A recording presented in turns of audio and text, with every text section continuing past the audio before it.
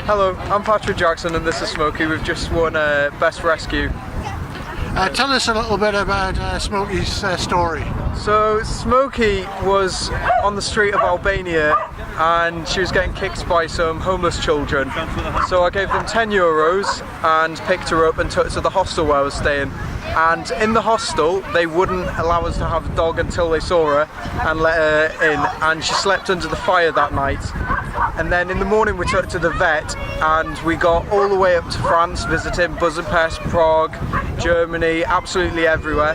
And when we got to France we couldn't get across to England, so we got across to France and we stayed in the Calais ferry port.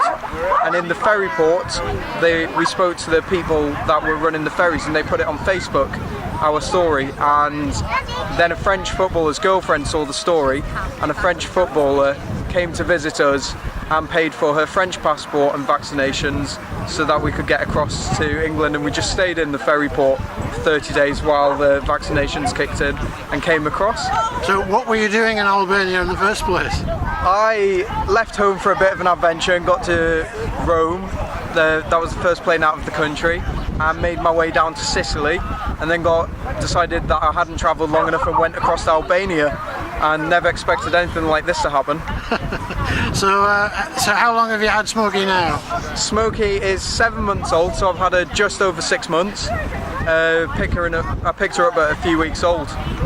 And so where does she live? She currently lives on my sofa in the flat or the bed, wherever she decides, and I always get the other one.